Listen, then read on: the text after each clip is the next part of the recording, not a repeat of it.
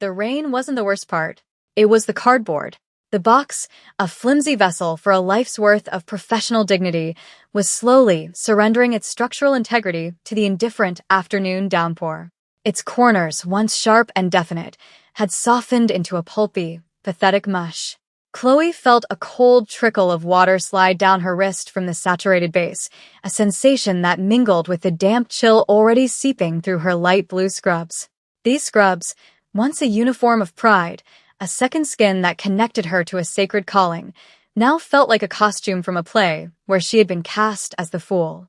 They were a bright, cheerful blue, a stark and cruel joke against the gunmetal gray of the sky, the grimy pavement, and the crushing weight in her chest. Every drop of rain that struck the box felt personal, a tiny tap-tap-tap of cosmic mockery. Inside, her favorite stethoscope, a gift from her grandmother when she first graduated, lay nestled between a well-worn nursing textbook and a small, ceramic elephant meant to bring luck. The luck had apparently run out. The box sagged, threatening to betray her completely, to spill the last vestiges of her professional identity onto the wet, unforgiving sidewalk for the shuffling, incurious crowds to step over. She shifted her grip, hugging the disintegrating container to her body, a futile attempt to shield it with her own warmth. It was not the rain that broke her. It was the silence. The city moved around her with its usual cacophony, the hiss of tires on wet asphalt, the distant wail of a siren, the overlapping chatter of 100 strangers, but it was a wall of sound that she couldn't penetrate. She was encased in a bubble of profound and humiliating isolation. Just hours ago, she had been part of a team, a vital cog in a life-saving machine. Now, she was just an obstacle on a crowded street, a woman in damp clothes clutching a dying box. She had promised herself she wouldn't cry.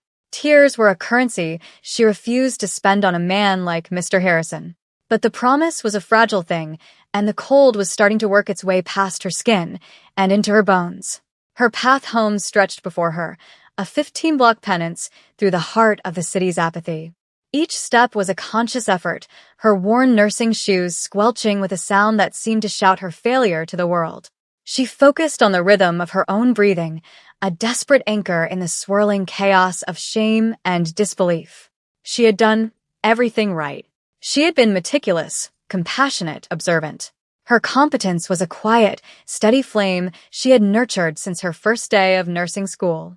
But in the end, it hadn't mattered. Her flame had been extinguished by a petty gust of wind, and now she was walking home in the dark, in the middle of the afternoon. The bottom of the box gave a final, mournful tear, and the corner of her textbook scraped against the pavement. She stopped, frozen, unable to bend down, unable to move forward. It was too much. The box, the rain, the scrubs, the long walk home. It was a perfect storm of degradation, and she was standing at its epicenter, utterly, terrifyingly alone. The day had begun not with a storm, but with the sterile, fluorescent hum of the fourth-floor surgical recovery ward. Chloe had been in her element, a silent conductor orchestrating a symphony of quiet care.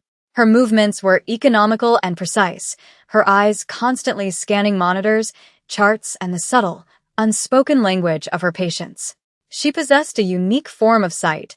She didn't just see data, she saw patterns. She saw the story a patient's body was telling, even when the patient themselves could not. This was the gift that had made her a brilliant nurse, and it was the gift that would ultimately be weaponized against her. The catalyst was Mr. Davies in room 412, a post-op appendectomy who, by all accounts, was recovering beautifully. His vitals were stable, his chart was clean. But Chloe saw something else. She saw a faint, almost imperceptible sheen of sweat on his brow that was inconsistent with the room's temperature. She noticed the slight lag in his pupil response when she checked it with her penlight, a micro-expression of pain he was too stoic to admit. While the attending physician, a rushed and confident young doctor, had signed off on his chart with a flourish, Chloe felt a cold knot of unease. She checked his medication log again. Everything was standard, yet the feeling persisted. It was a dissonant note in an otherwise perfect harmony. Her unit manager, Mr. Harrison, strutted past the nurse's station, his shoes clicking with an irritating self-importance. He was a man who wore his authority like an ill-fitting suit, constantly adjusting it for others to see. He thrived on the performance of power, not its actual application. He saw Chloe's focused frown and took it as a personal affront. "Something troubling you, Walker?" he asked, his tone laced with a condescending sweetness that set her teeth on edge. "Mr. Davies in 412, she said, keeping her voice level and professional. "His chart looks fine, but his nonverbals are indicating a higher level of pain than he's reporting. I think we should reevaluate his analgesia, perhaps consider a different agent. He might be having a paradoxical reaction." Harrison's smile tightened. To him, this wasn't diligence. It was insubordination. It was a nurse daring to see what a doctor had missed, and by extension what he, the manager, was not controlling. "Are you a doctor now, Chloe?" he asked, his voice loud enough for the other nurses and a passing orderly to hear. "Did you suddenly get a medical degree we are all unaware of?" The doctor signed off. "Your job is to administer, not to diagnose." The public nature of the rebuke was his signature move. He didn't correct, he humiliated. Chloe stood her ground, her gaze unwavering. "My job is to advocate for my patient, Mr. Harrison. And my observations tell me something is wrong." That was her fatal error. She had used the word her observations, her competence. It was a direct challenge to his fragile ego. The confrontation escalated. Harrison accused her of chronically overstepping her duties and sowing doubt in the chain of command. He pulled her into his glass-walled office, the public spectacle continuing. He built his case with a series of twisted half-truths, citing past instances where her sharp observations had averted crises as examples of her refusal to stay in her lane. The final verdict was delivered with a theatrical sigh of regret. "Your employment is terminated, effective immediately. You are a liability to this hospital's procedural integrity." He slid a cardboard box across his desk. "Please gather your personal effects. Security will escort you from the premises." The walk from his office to her locker was the longest of her life. Every eye was on her. Harrison stood at the nurse's station, arms crossed, overseeing the ritual of her banishment. She packed her things with a slow, deliberate dignity, her hands steady, her face a mask of calm. She refused to give him the satisfaction of her tears. She packed the stethoscope, the textbook, the lucky elephant. She placed her professional life into a flimsy brown box and walked out of the world she loved, into the rain. Back on the street, the world had tilted on its axis. The monotonous rhythm of the city, the traffic, the rain, the shuffling feet, was violently interrupted. It started as a low, guttural hum, a vibration felt more in the bones than in the ears. It was a sound so alien to the urban soundscape that people stopped, their heads tilting like confused animals. The hum grew, swelling into a deep, resonant thrumming that vibrated the shop windows and sent ripples across the puddles on the sidewalk. Then, the wind came. Not the gentle breeze that precedes a storm, but a furious, directed gale that tore at umbrellas, plastered wet newspapers against buildings, and whipped Chloe's hair across her face. The rain, which had been falling vertically in a sad, steady drizzle, was now being driven sideways in stinging sheets. The source of the chaos became terrifyingly clear. Descending from the bruised belly of the clouds was a machine of impossible sleekness and menace. A helicopter, not a police chopper or a news aircraft hovering at a polite distance, but a matte-black, weapon-grade beast of an aircraft, descending with predatory intent directly toward the street. It was a flagrant violation of every law of physics and city ordinance. Cars screeched to a halt, creating a discordant symphony of blaring horns. Pedestrians scattered, shouting and pointing, their faces a mixture of terror and disbelief. The helicopter was not aiming for a rooftop helipad or a park. It was landing in the middle of a major metropolitan avenue as if it were a private driveway. The sheer arrogance of the act was breathtaking. The downdraft was a physical force, a contained hurricane that ripped the disintegrating cardboard box from Chloe's numb fingers. The contents scattered across the wet pavement. Her textbook landed open, its pages immediately darkening with rain. The small ceramic elephant rolled into the gutter. Her stethoscope, the silver gleam of it suddenly so precious and lost, skidded under the wheel of a taxi. Chloe could only watch, paralyzed. This new, aggressive humiliation felt different from the quiet shame of her firing. This was loud, violent, and utterly surreal. The helicopter's landing skids touched the asphalt with a solid, final thud, its massive rotor blades slowing with a series of percussive whump-whump-whumps that seemed to beat in time with her own frantic heart. For a moment, the world held its breath. The chaos subsided into a stunned silence, broken only by the whine of the slowing turbines and the distant chorus of car alarms. A door on the side of the aircraft slid open with a smooth, hydraulic hiss, revealing a rectangle of darkness against the gray day. The city had stopped.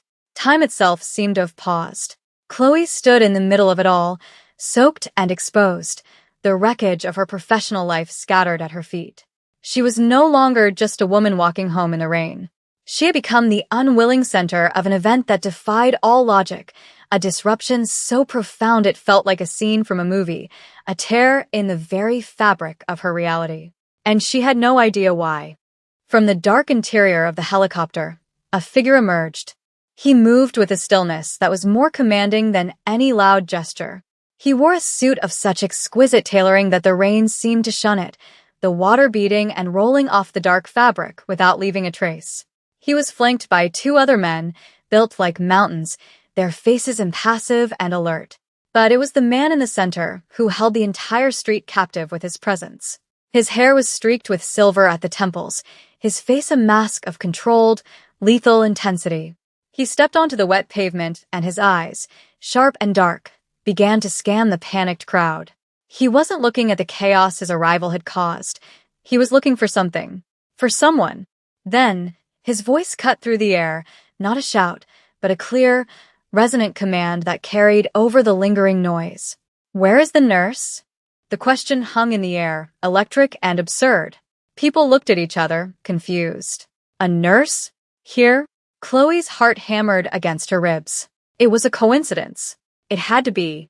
A terrible, bizarre coincidence.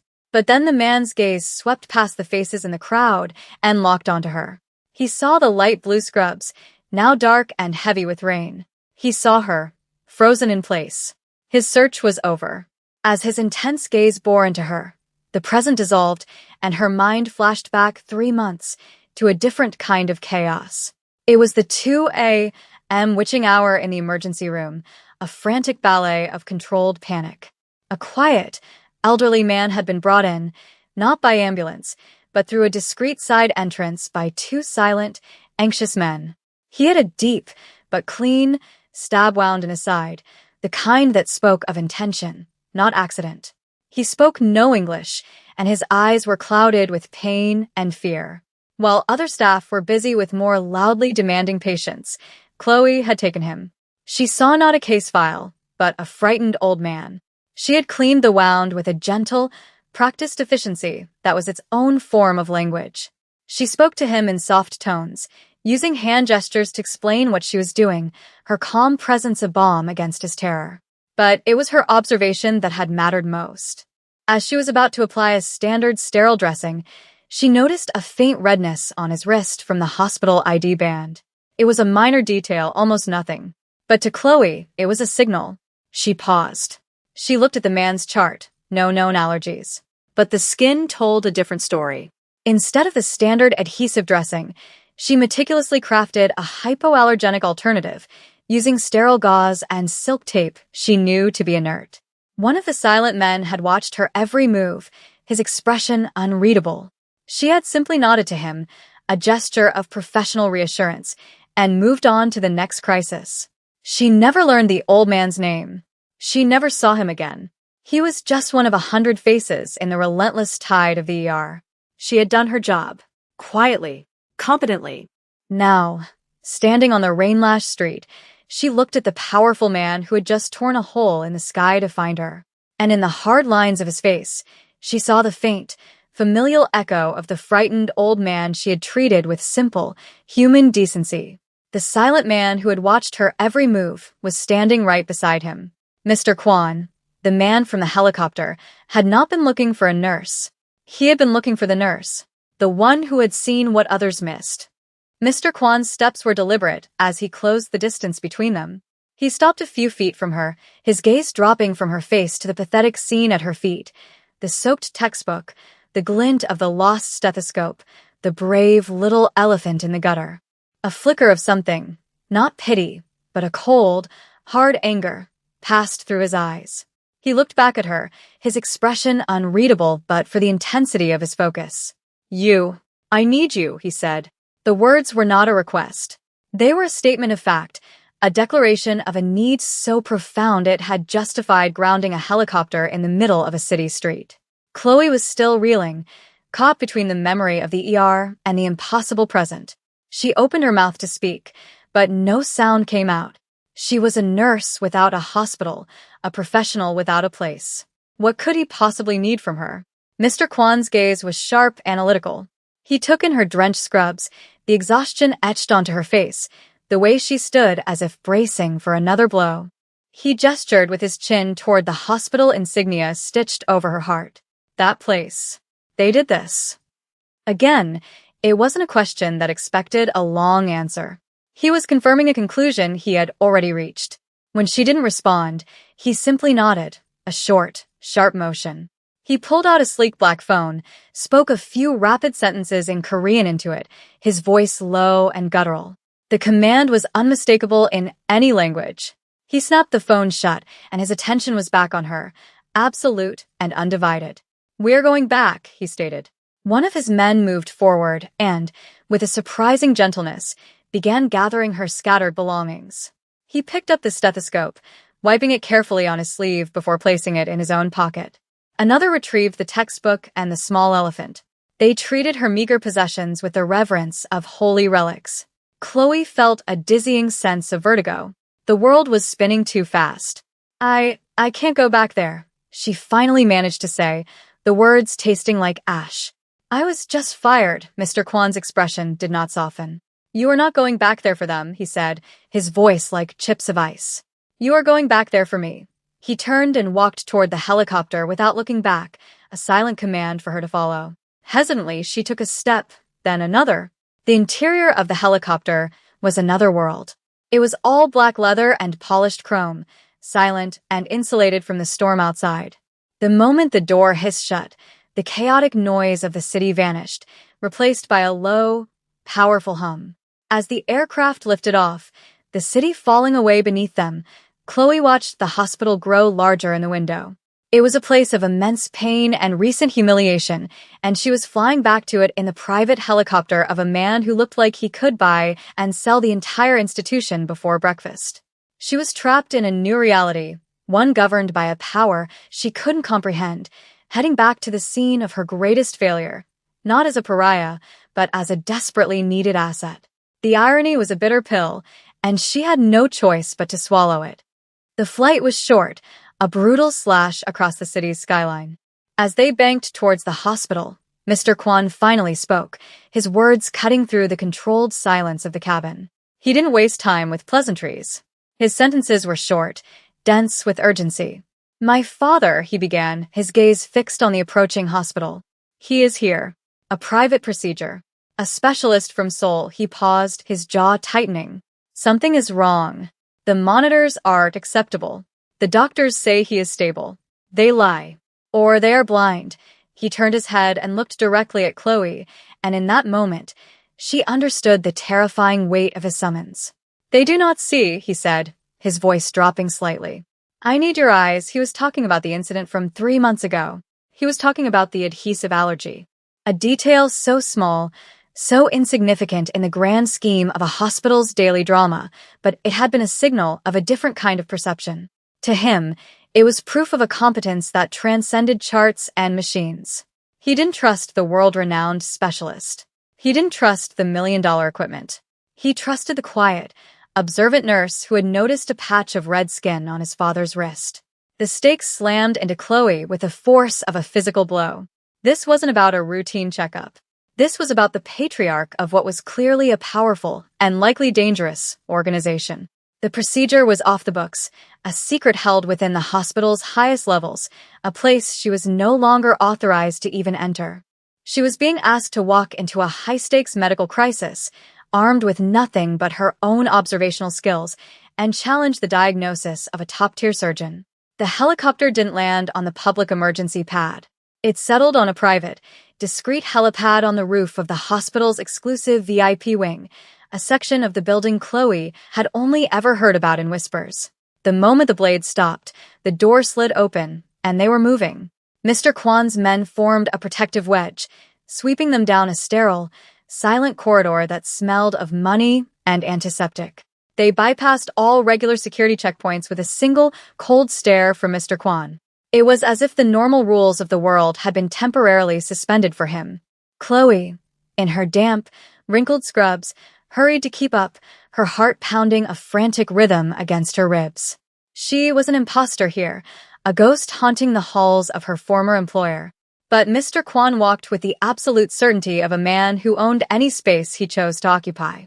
He was taking her back into the lion's den, not just to face the lion, but to tell it that it was wrong.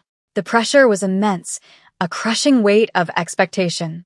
If she was wrong, she would not just be embarrassing herself. She would be failing a man who had ripped a hole in the sky for her. And she had a chilling certainty that failure was a concept Mr. Kwan did not tolerate. Her career had died once today.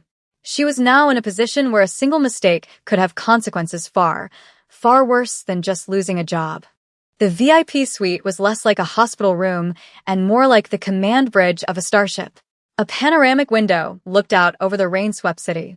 The air was cold and crackled with a silent, high-stakes tension. In the center of the room, on a bed laden with advanced technology, lay the old man from the emergency room, Mr. Kwan's father. He looked smaller, more fragile than she remembered. Monitors beeped in a steady, deceptively calm rhythm. Standing near the bed was a man with an air of immense self-importance, his arms crossed defensively. This had to be the surgeon from Seoul.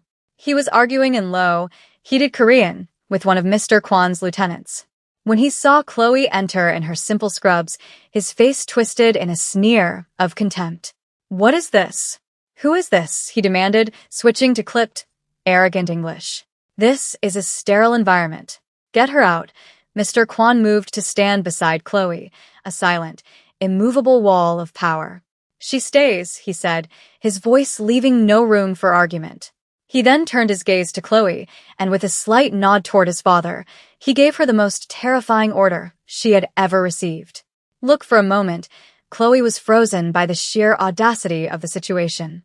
The world-famous surgeon, the crime lord, the dying patriarch. But then her training took over. The noise, the politics, the fear, it all faded into the background. There was only the patient. She walked to the bedside, her focus narrowing to a pinpoint. She ignored the surgeon's indignant sputtering. She ignored Mr. Kwan's hawk-like gaze. She began her assessment, her senses her only true instruments. She saw the subtle grayish pallor of the old man's skin, a sign of poor perfusion the machines might not flag for another hour. She smelled the faint, sweet, almost fruity scent on his breath, a potential indicator of metabolic distress. She touched his hand. It was cool and clammy. The surgeon scoffed. "His vitals are within acceptable post-operative parameters." This is normal sedation recovery, but Chloe wasn't looking at the vitals. She was looking at the whole picture. She scanned the array of 4 bags, her eyes tracing the lines, reading the labels. A standard sedative. A broad-spectrum antibiotic. An electrolyte drip. All normal. But then her memory, a vast and cross-referenced library of patient interactions, sparked. The old man in the ER 3 months ago. Through a translator app, he had tried to explain his herbal supplements. He had shown her a picture of a specific root. At the time, she had logged it, but it had no known interactions with the simple treatments he received then. Now, in this complex post-operative chemical cocktail, it was a different story. "The sedative," Chloe said, her voice clear and steady. "It's a benzodiazepine." "What herbal supplements does he take?" The surgeon waved a dismissive hand. "Irrelevant folk medicine. It's not irrelevant," Chloe insisted, her voice gaining strength. "There is a specific Oreo root that, when combined with this class of sedative, can potentiate its effects exponentially. It doesn't just sedate. It can induce a slow, creeping neuromuscular blockade. His systems aren't failing. They're being systematically shut down." The surgeon stared at her, aghast. It was a rare, obscure interaction, something from a textbook footnote, not a real-world crisis. But it was real.